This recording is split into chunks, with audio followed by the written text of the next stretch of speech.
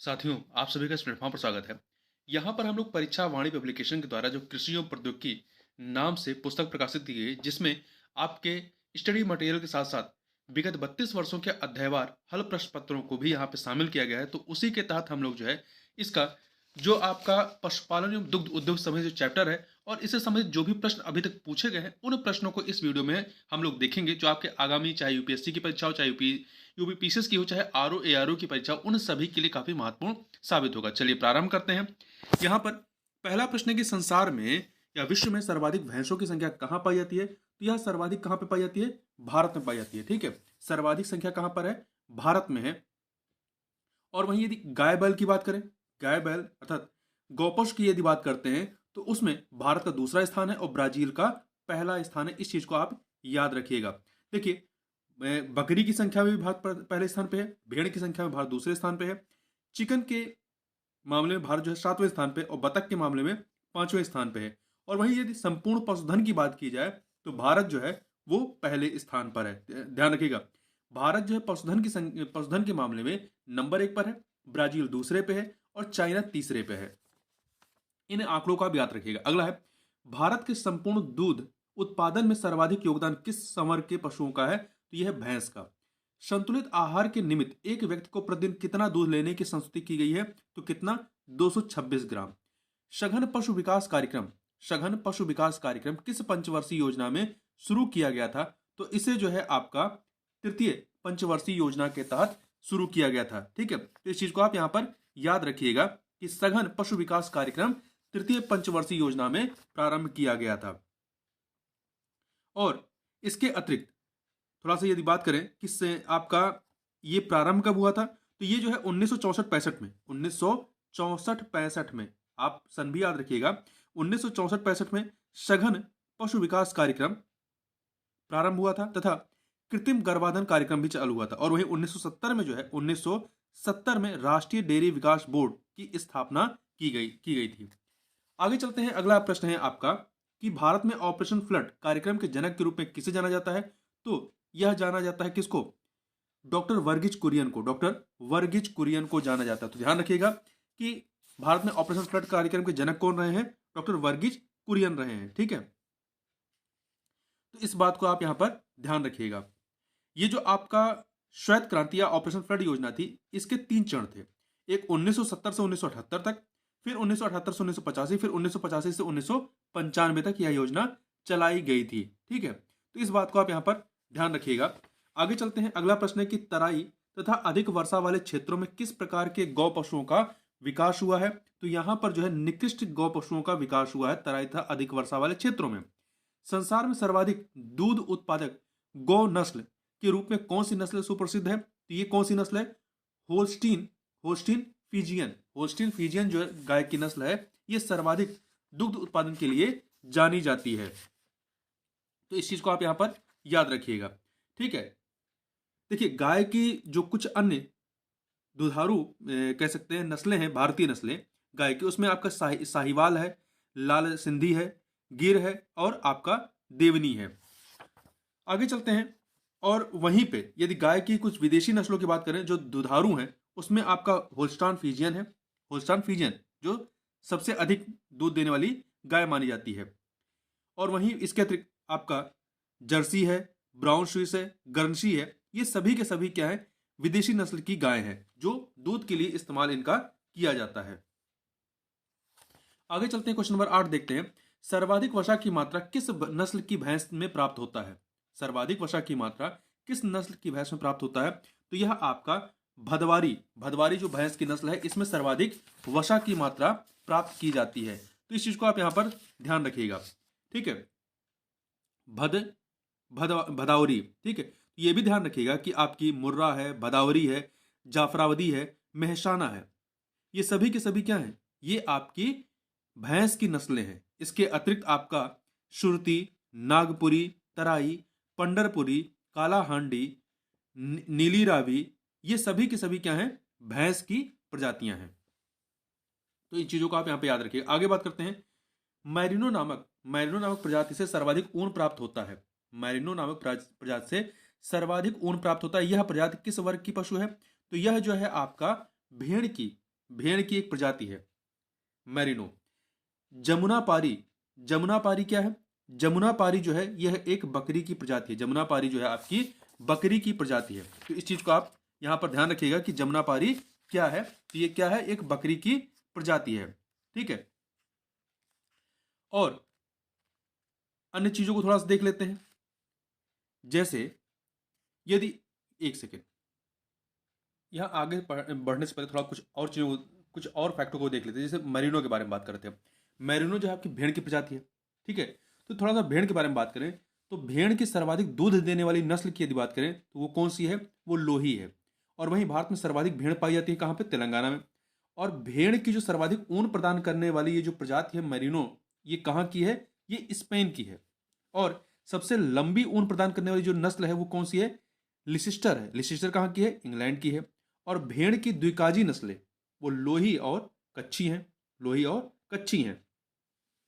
और वहीं भारतीय भेड़ की जो नस्लों में यदि कुछ बात करें तो इसमें आपका लोही है, बीकानेरी है, चोकला है, ठीक है, जालौनी है, ये कुछ नस्लें हैं। और वहीं जमुनापारी, जो अगला प्रश्न जमुनापारी, ये क्या है? ये बकरी की एक प्रजाति है। ये आकार में सबसे बड़ी बकरी की द्विकाजी नस्ल है जमुनापारी। इसके अतिरिक्त आप ध्यान रखिएगा, बकरी को जो है निर्धनों की कामधेनु उपमा प्रदान की जाती है। निर्धनों की कामधेनु कहा जाता है। और इसके दूध में आयरन और पोटेशियम आदि लवणों की प्रचुर मात्रा पाई जाती है। इसके अतिरिक्त आयरन की मात्रा जो होती है इसके दूध में गाय की अपेक्षा 10 गुना अधिक होती है। बकरी के दूध में आयरन की जो मात्रा होती है आयरन की जो मात्रा होती है बकरी के दूध में वो गाय के दूध से 10 गुना अधिक होती है। और अपने औषधीय गुणों के कारण ही बकरी का दूध तपेदिक, जो टीबी होता है, अल्सर है, अतिसार है, डेंगू इत्यादि मरीजों के लिए काफी उपयोगी माना जाता है। और भारत जो है बकरियों की संख्या की दृष्टि से विश्व में नंबर 1 पर है। और सबसे अधिक बकरियां कहां पे हैं? राज्य वाइज देखें तो सबसे अधिक राजस्थान में है, दूसरे नंबर पे पश्चिम बंगाल है, तीसरे पे उत्तर प्रदेश है, चौथे पे बिहार और पांचवे पे मध्य प्रदेश है। ठीक है, इसके अतिरिक्त एक प्रजाति और है अंगोरा। अंगोरा भी क्या है? बकरी की प्रजाति है। ध्यान रखिएगा, अंगोरा जो है वो बकरी की प्रजाति है जो कि ऊन के लिए सुप्रसिद्ध है, ऊन के लिए जानी जाती है। और मांस के लिए बकरी की सबसे प्रजाति कौन सी? बलूची। बलूची जो है वो मांस के लिए सबसे अधिक प्रसिद्ध है। अगला प्रश्न है आपका, बकरी की ऊन के लिए सुप्रसिद्ध नस्ल कौन सी है? तो ये आपकी कौन सी है? यहां पर आप देखें तो ये आपकी पश्मीना है। पश्मीना है। ठीक है, ये आपकी किसके लिए प्रसिद्ध है? ऊन के लिए। अगला है सुप्रसिद्ध अंगोरा ऊन। अंगोरा ऊन जो है, अंगोरा ऊन किससे प्राप्त की जाती है? तो ये अंगोरा ऊन जो है बकरी से, किससे? बकरी से प्राप्त की जाती है। नहीं, एक सेकंड, अंगोरा, सुप्रसिद्ध अंगोरा ऊन जो है ना, अंगोरा, अंगोरा ऊन ये खरगोश से प्राप्त किया जाता है। खरगोश से, सी ऑप्शन हो जाएगा। आगे चलते हैं, अगला प्रश्न है, विश्व में दूध की रानी उपमा जो है किस बकरी नस्ल को प्रदान की जाती है? तो ये शानेन बकरी को। किसको? शानेन बकरी को।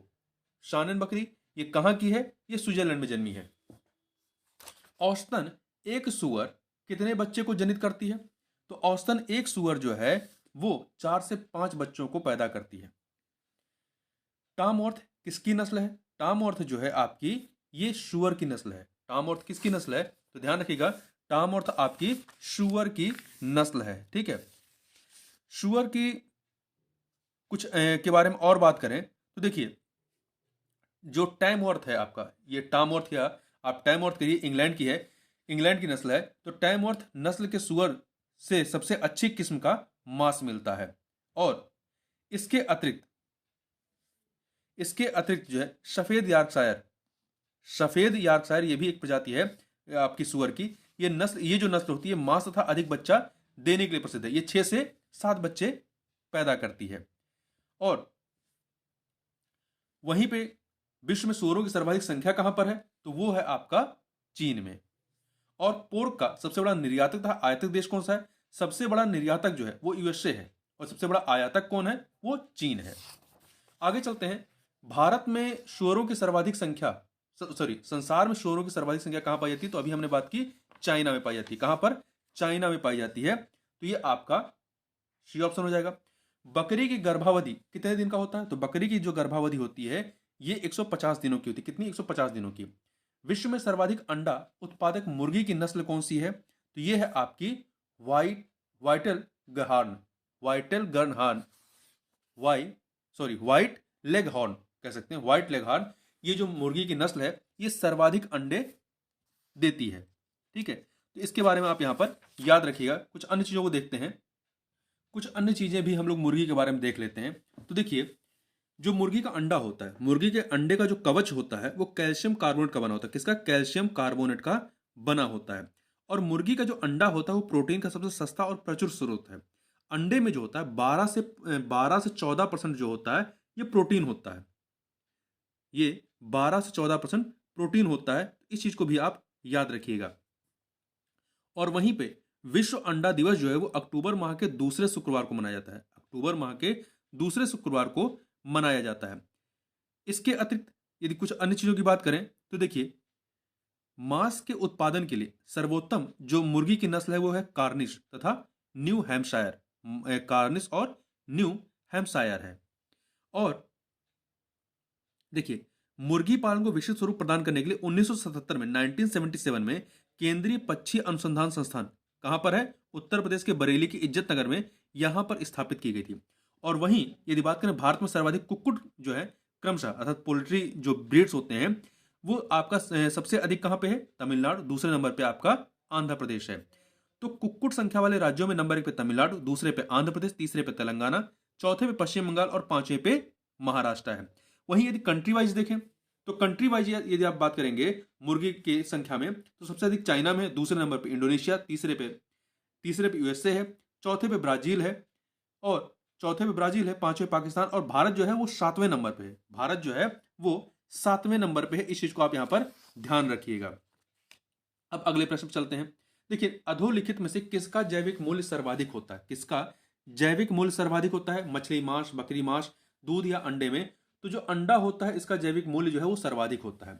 राष्ट्रीय ऊंट अनुसंधान केंद्र कहां स्थित है? तो राष्ट्रीय ऊंट अनुसंधान केंद्र आपका कहां पर है? ये आपका बीकानेर में है। ठीक है, इसको ध्यान रखिएगा कहां पर है, तो ये आपका बीकानेर में है। अगला प्रश्न है डागर बैंक। डागर बैंक कहां पे स्थित है? डागर बैंक जो है आपका ये उत्तरी सागर में है। उत्तरी सागर में है, नॉर्थ जो सी है यहां पर है। और ये मछली पालन के लिए, ये मतलब मछली के प्रोडक्शन के लिए जाना जाता है। कुल मछली उत्पादन में क्रमशः 4 शीर्ष राज्य कौन से हैं? कुल मछली उत्पादन में तो देखिए, नंबर 1 पे आंध्र प्रदेश है, दूसरे पे पश्चिम बंगाल, तीसरे पे गुजरात, चौथे पे उड़ीसा। नंबर 1 पे आंध्र प्रदेश है, दूसरे पे पश्चिम बंगाल है, तीसरे पे गुजरात है, चौथे पे उड़ीसा। इस चीज को आप यहां पर याद रखिएगा। ठीक है, कुछ अन्य चीजों को भी हम लोग थोड़ा सा देख लेते हैं इसके बारे में, मछली के बारे में। तो चलिए मछली से संबंधित कुछ अन्य फैक्टों को देख लेते हैं। भारत की सर्वोत्तम स्वादिष्ट मछली कौन सी है? वो रोहू मछली है। और देश में सर्वाधिक मात्रा में उत्पादित मछली कौन सी है? तो वो आपकी कतला है। कौन सी है? कतला है। और नदियों के तेज बहते जल में अंडा देने वाली मछली कौन सी? मृगला है। कौन सी है? मृगला। वहीं शल्क विहीन मछली कौन सी है? तो वो है लांची। लांची। विश्व में झींगा मछली का सर्वाधिक उत्पादक एवं निर्यातक राष्ट्र कौन सा है? तो वो है आपका भारत। इस चीज को याद रखिएगा। और नेशनल फिशरीज डेवलपमेंट बोर्ड की स्थापना 10 जुलाई 2006 को, नेशनल फिशरीज डेवलपमेंट बोर्ड की स्थापना 10 जुलाई 2006 को कहां पर हुई? हैदराबाद, तेलंगाना में। तो इस चीज को आप यहां पर ध्यान रखिएगा। अब अगले प्रश्न की तरफ चलते हैं। भारत के समग्र कृषि निर्यात में किसका योगदान जो है वो सर्वाधिक है? तो किसका योगदान सर्वाधिक है? तो ये आपका अनाज का योगदान सर्वाधिक है। अगला है, विश्व में रेशम का प्रचलन सर्वप्रथम कहां माना जाता है? तो यह आपका चीन में। रेशम का प्रचलन सर्वप्रथम कहां माना जाता है? तो ये चीन में माना जाता है। आगे चलते हैं। अगला है मधु में कौन सी शर्करा पाई जाती है? मधु में कौन सी शर्करा सर्वाधिक पाई जाती है? तो इसमें आपका ग्लूकोज और फ्रक्टोज, कौन सा? ग्लूकोज और फ्रक्टोज पाई जाती है सर्वाधिक मात्रा में। तो इस चीज को भी आप यहां पर ध्यान रखिएगा इसके बारे में। ठीक है, अब थोड़ा सा मधुमक्खी पालन से संबंधित कुछ अन्य फैक्टों को देख लें। तो देखिए, जो मधुमक्खी का ये मधु जो होता है इसमें शर्करा, ग्लूकोज तथा फ्रक्टोज होता है, ये 78% होता है। जल 17% होता है। एंजाइम और खनिज जो होता है वो 5% होता है। इस चीज को भी आप यहाँ पे ध्यान रखिएगा। और मधुमक्खी के बारे में बात करें, मधुमक्खी एक सामाजिक एवं बहुरूपीय कीट होती है। इसके परिवार में रानी, नर तथा श्रमिक इस प्रकार से कैटेगराइजेशन होता है। मधुमक्खी परिवार में श्रमिक वर्ग द्वारा ही मधु का एकत्रीकरण और मोम जो वैक्स होता है वो स्त्रावित किया जाता है। जो रानी मक्खी होती है मधुमक्खी वो सर्वश्रेष्ठ होते हुए भी केवल अंडा देने का कार्य करती है, जबकि नर केवल संभोग का कार्य करता है। इस चीज को आप यहाँ पर ध्यान रखिएगा।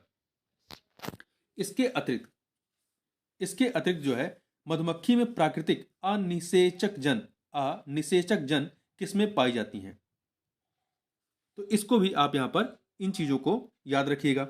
आगे चलते हैं और थोड़ा सा यदि बात करें अगले प्रश्न की, तो गाय की जो नस्ल अधिक दूध देती है वह नस्ल कौन सी है?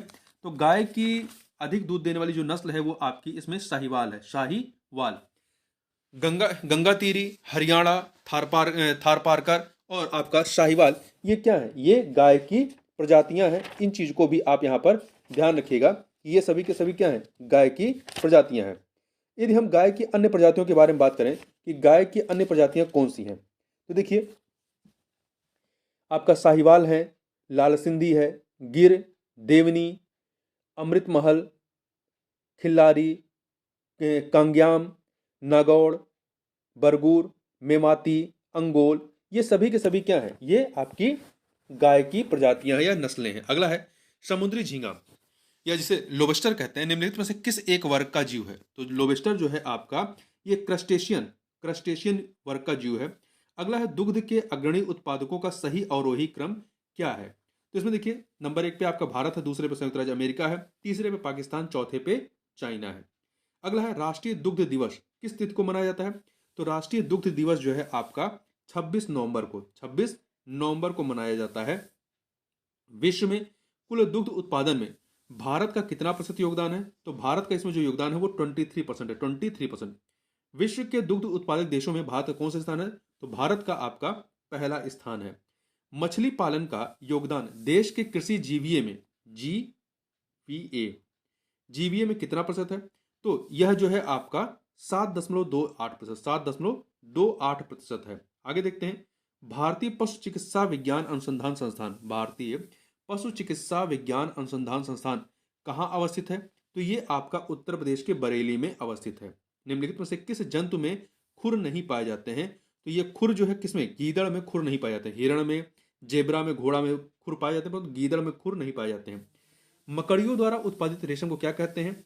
मकड़ियों द्वारा जो उत्पादित रेशम होता है इसे गाश्मीर रेशम कहते हैं। ये जो है पीसेस की परीक्षा में पूछा गया था, गाश्मीर रेशम कहते हैं। शहतूत रेशम का अग्रणी उत्पादक भारतीय राज्य कौन सा है? तो यह है आपका कर्नाटक है। निम्नलिखित में से कौन सा एक सही सुमेलित नहीं है पशु और नस्ल के संबंध में? तो आप यहां पे देखें भदवारी भैंस की नस्ल है, सिंधी गाय की है, जमुनापारी बकरी की है, परंतु थारपारकर जो है आपका भेड़ की नस्ल नहीं है। तो किसकी नस्ल है ये? तो बताइए यहां पर।